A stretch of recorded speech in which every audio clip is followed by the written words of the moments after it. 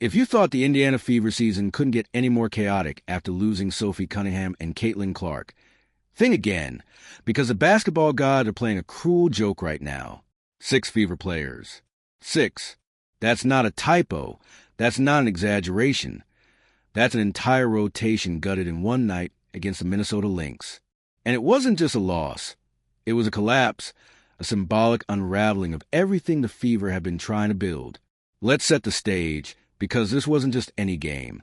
If you're here for the real story and not the filtered version, subscribe. And if you're sticking around for the next meltdown, you better definitely subscribe. The Fever, already battered and bruised, walked into Minnesota, limping both figuratively and literally. They were missing stars, they were missing cohesion, and they were missing confidence. The Lynx smelled blood, but even in the wreckage, one player refused to fold. Lexie Hull. And oh, did she put on a show. Lexie Hull dropped 23 points on 9 of 16 shooting, and it wasn't quiet. No, this was Lexie saying, "Fine, if no one else is healthy enough to do it, I'll carry this thing myself." She played with fire, confidence, and purpose. Every bucket she hit felt like a spark of defiance, a reminder that the Fever still had fight left in them. For the first half, it actually looked like Indiana might pull off the miracle. Fans were fired up, teammates rallied behind her energy, and for one fleeting moment, the Fever looked like they could survive the storm. But basketball, like life, doesn't always care about effort, because the second half, that was the stuff of nightmares. Minnesota adjusted. They tightened their defense. They exploited Indiana's lack of depth, and they ripped the game open in the third quarter. What was once a tight, competitive fight turned into a runaway, as the Fever's makeshift roster simply couldn't keep pace. It wasn't just that shots stopped falling. It was that the Fever looked gassed, confused, and hopeless. You could feel it. The energy drained from the building. The spark from Lexie's heroics fading as reality came crashing in. And here's where things get ugly. Coaching. Fans and analysts alike couldn't help but call out Stephanie White. When Minnesota shifted their strategy in the second half, where were the adjustments? Where were the counters? Where was the leadership that could steady a team drowning in adversity? Instead, the Fever kept trying the same plays, running the same looks, and watching them get shredded over and over again. It wasn't just a collapse on the court. It was a collapse on the sideline. And while Lexie Hull was shining, some of her teammates disappeared. Kelsey Mitchell, to her credit, did what she always does, put up buckets. 27 points and 5 assists. She's been the most consistent presence for Indiana all season. The one player you can always count on to show up. But even Mitchell couldn't do it alone. She needed a second star, a partner in crime, someone to shoulder the load. And that someone wasn't Aaliyah Boston. Boston, the franchise cornerstone, was shockingly quiet, passive, absent in moments when the team desperately needed her to demand the ball, to dominate inside, to put her stamp on the game. It wasn't just that she had an off night. It was that she shrank when the Fever couldn't afford her to. For a player who's supposed to be the future of this team, that kind of performance is alarming. And then there was Natasha Howard. If Boston was invisible, Howard was actively hurting the team. Turnovers, sloppy execution, missed opportunities. Everything that could go wrong with her game did. Fans were livid, calling her out for not only failing to deliver, but dragging the team down with mistakes. In a game where every healthy body mattered, Howard's performance felt like a betrayal. Combine all of that with Indiana's poorest defense, giving up 95 points like it was nothing, and you got a perfect storm of disaster. This wasn't just a loss. It was an unraveling. It was a team exposed, gutted, and left reeling in front of a league that's already questioning whether the Fever are built for this moment. But here's the real panic button. 6 players injured. 6. That's not just unlucky, that's catastrophic. It means rotations are shredded. Chemistry is impossible to build, and every player left standing has to carry a weight that's unsustainable. It's not basketball anymore, it's survival. And let's not forget the shadow looming over all of this. Sophie Cunningham and Caitlin Clark. The Fever already lost 2 of their most important voices. Sophie, with her fire and leadership, sidelined. Caitlin, the rookie sensation, the ratings magnet, the cultural phenomenon, stuck in recovery. Those absences already had the Fever wobbling. Add 6 more players to the injury list. That's not a team. That's a skeleton crew. Now the league is in full-blown panic mode. Because whether you love the Fever or hate them, whether you think they're contenders or pretenders, one thing is undeniable. They are the WNBA's box office.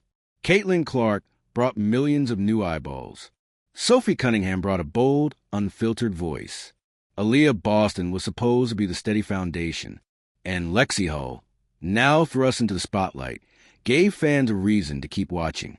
Without them, without depth, without wins, the league's hottest ticket suddenly looks like a cautionary tale. And let's be real, the WNBA can't afford that.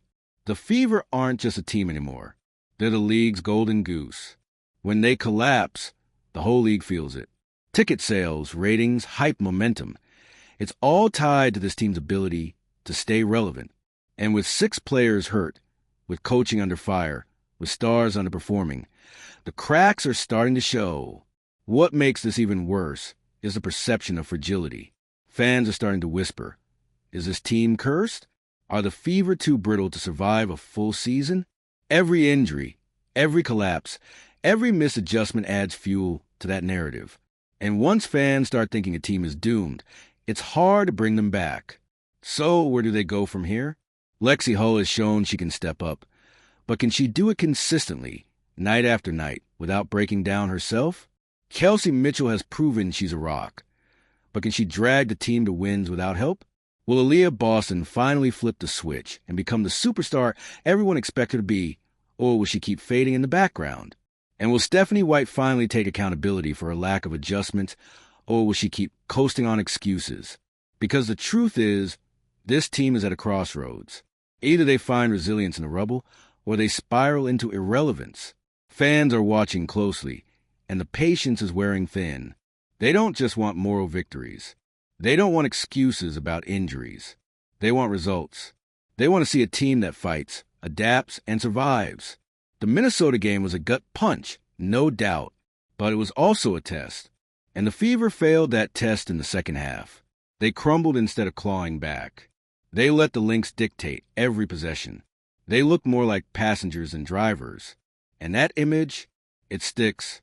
The panic is real, not just in Indiana, but across the league. Because the Fever story isn't just about wins and losses. It's about what happens when the WNBA's most hyped franchise suddenly looks like it can't stand on its own 2 feet. If you thought 6 players injured in one game was the Fever's breaking point, you don't know the half of it. The fallout from this Minnesota game isn't just about who went down, or who stepped up, or even how ugly that third-quarter collapse looked. This is about the ripple effects. The dominoes that start falling when your roster is shredded, your coaching staff is under fire, and your fan base is one more disappointment away from turning their passion into pure outrage. First off, let's talk psychology. You know how people say sports is 90% mental and 10% physical? Well, imagine being a Fever player right now. You show up to practice and half the team is limping, icing, or sitting out. Your stars, Caitlin Clark and Sophie Cunningham, aren't there to steady the locker room. Every day, you're staring at a lineup board that looks like it's been pieced together with duct tape and hope. You're not just tired, you're drained. Injuries don't just break bodies, they break morale. And you could see it on the Fever's faces in that second half against the Lynx. That glazed over look, that why us. Expression, like a team waiting for the next shoe to drop. And speaking of waiting, let's address the elephant in the room, Caitlin Clark.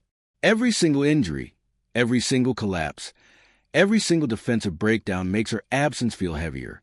She's the league's meal ticket, the rookie sensation who was supposed to transform Indiana into must-watch basketball. But here's the uncomfortable truth. The longer she's out, the more fans realize how fragile this team really is without her. And that fragility doesn't just hurt the Fever. It threatens the entire WNBA. Because Clark isn't just Indiana's star. She's a league brand.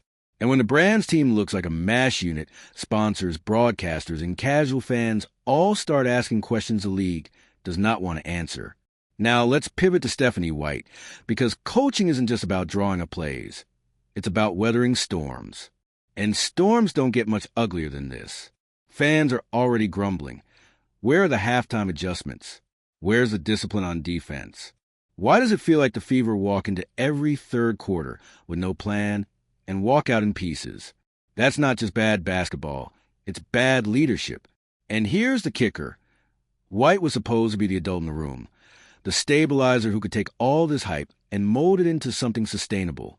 But right now, she looks like she's getting outcoached game after game, and nothing exposes a coach's flaws faster than a roster ravaged by injuries. Because when the stars are out, you see whether the system holds up. Spoiler alert, this system isn't holding up. And let's not forget about accountability, because that's the word fans keep throwing around. Natasha Howard's turnovers, Aaliyah Boston disappearing in crunch time, the Fever defense acting like a revolving door in the paint. That's not just bad luck. That's a lack of accountability. It's one thing to lose players to injury. It's another to watch the healthy ones play like they're waiting for somebody else to save the day. Mitchell and Hull are doing their part, but two players can't drag an entire franchise on their backs forever. At some point, Boston has to decide if she's going to be the superstar she was drafted to be, not just a piece of the puzzle. At some point, Howard has to take care of the basketball. At some point, Stephanie White has to stop talking about effort in post-game pressers and start showing effort in her adjustments. Here's another angle people aren't talking about enough. Fatigue. 6 injuries means players are logging more minutes than they should. Lexi Hull might have had an explosive night against Minnesota, but how sustainable is that? You can't ask her to play 38 minutes a night and expect her to stay fresh come playoff time. Assuming the Fever even make it that far. Kelsey Mitchell? Same deal. She's already carrying a massive scoring load, and now she's expected to also be the playmaker, the leader, the Iron Woman. That's a recipe for burnout. And the scary part? Fatigue breeds more injuries. The Fever are already cursed with 6. Imagine what happens if another star goes down because she's being pushed past her limit. At some point, it's not just bad luck, it's bad management. And here's where the panic really starts to set in: the standings. The Fever weren't just trying to survive this season. They were trying to prove something. With Caitlin Clark's arrival, the spotlight was blinding. National TV games, sold-out arenas, hype like the WNBA had never seen. This was supposed to be the Fever's year to turn the corner, to evolve from lottery team to contender. But now, every loss chips away at that dream. Every collapse makes the playoff picture fuzzier. And fans aren't patient. They don't want to hear about injuries. They don't want to hear about progress. They want wins. And if those wins don't come soon, the Fever risk losing not just games, but the trust of the very fan base they spent months building. Let's also zoom out to the league perspective, because you better believe other teams are watching this drama closely. The Lynx, the Aces, the Liberty, they're all circling. They smell weakness. And the more Indiana stumbles, the more those powerhouses solidify their grip on the league. That's not just bad for the Fever. It's bad for competitive balance.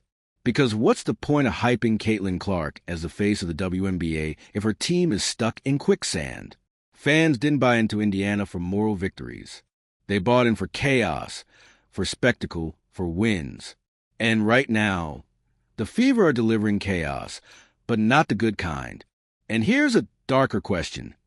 Are we witnessing the unraveling of a team culture before it even got a chance to form? Think about it. Clark is new. Boston is young. Sophie was just starting to find her groove. Hull is emerging. Mitchell is steady but can't do it alone. This was supposed to be the foundation. But foundations crack under pressure, and nothing applies pressure like injuries, collapses, and coaching questions. If the Fever don't find a way to stop the bleeding, literally and figuratively, they risk creating a culture of excuses, not excellence. And once that culture sets in, it's nearly impossible to shake. Let's also talk defense, because it's almost laughable how porous Indiana has been. Allowing 95 points to Minnesota isn't just a bad night, it's a trend. The Fever are consistently giving up massive runs, and that starts with effort and scheme. Where's the communication? Where's the rim protection? Where's the pride? A team with this much talent, even with injuries, shouldn't be bleeding points like this. And yet, here we are, watching them get cooked night after night. Here's the brutal truth. Indiana doesn't just have an injury problem. They have an identity problem. Are they a team built around Clark's offense? Are they Boston's inside-out anchor?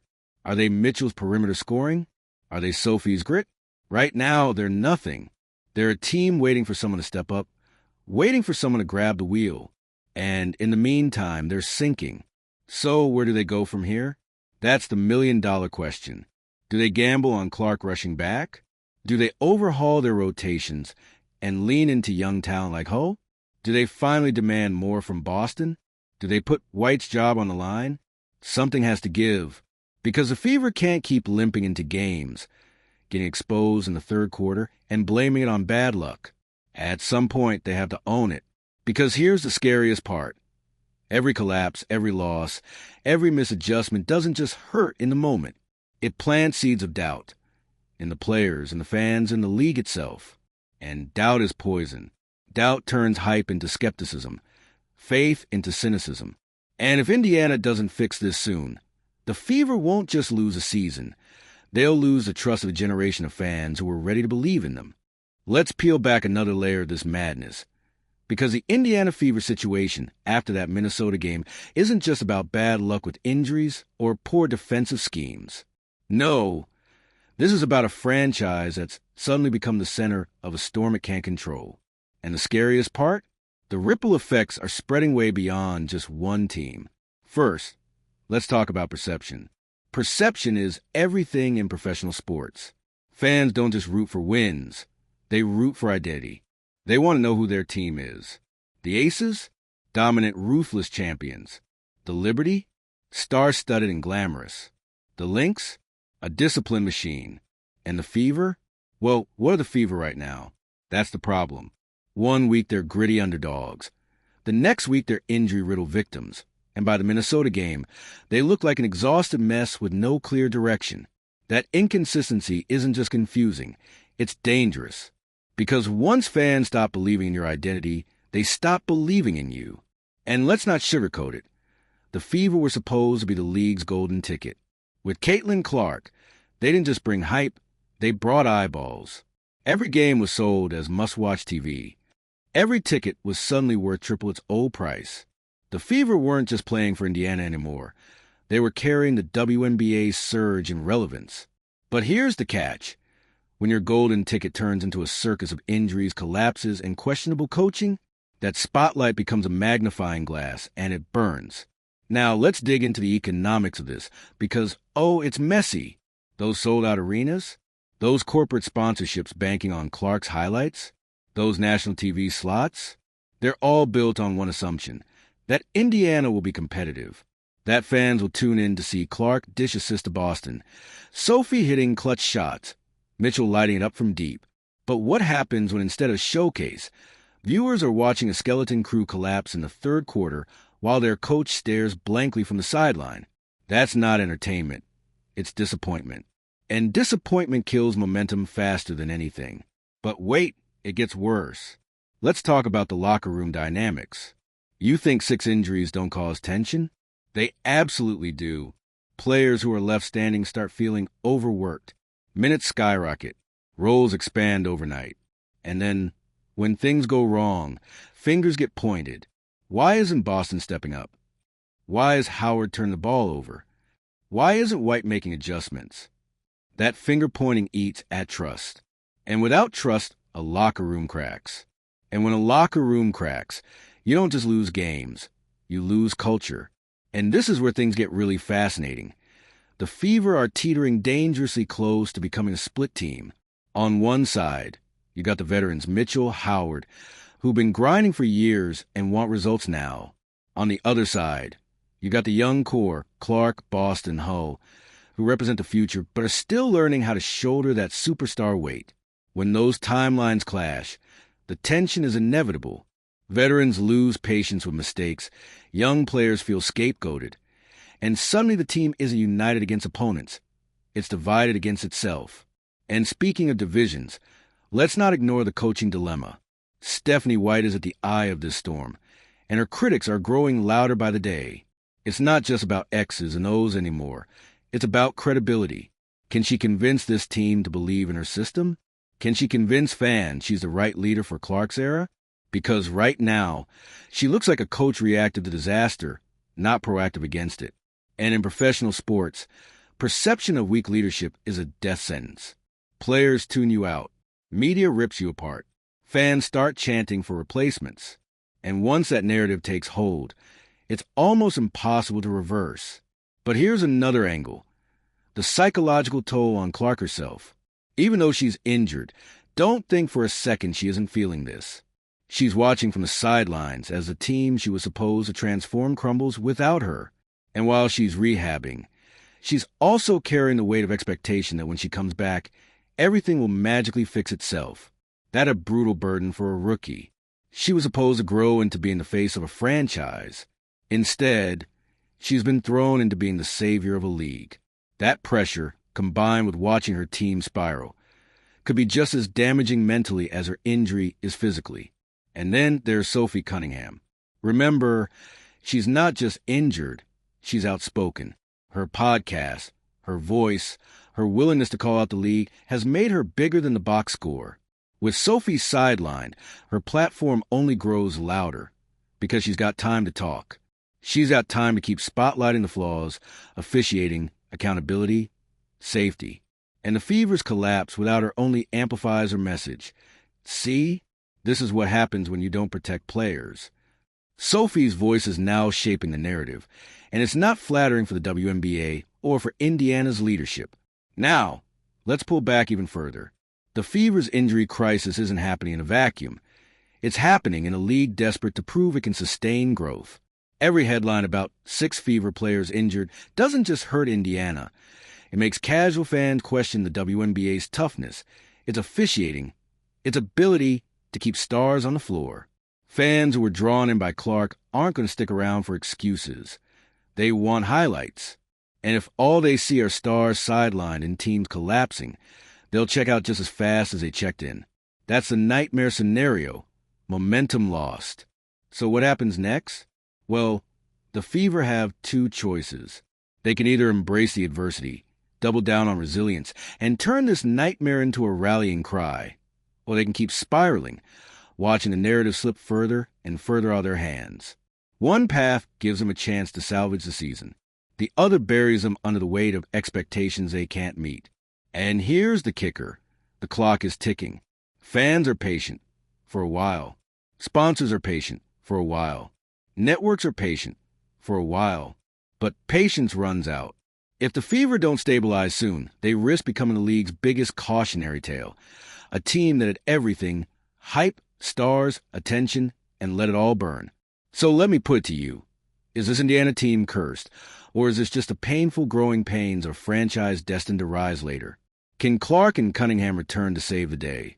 Or will the foundation already be too cracked to fix? And is Stephanie White really the leader to carry this roster into the future? Or is she just holding the clipboard until someone bolder steps in? Whatever the answers, one thing's clear. The Fever aren't just a basketball team anymore. They're a case study, a test, a high-stakes experiment in what happens when hype collides with reality. And whether they rise or collapse, we're all going to be watching every second of it. And you already know this storm isn't over. See you at the next meltdown.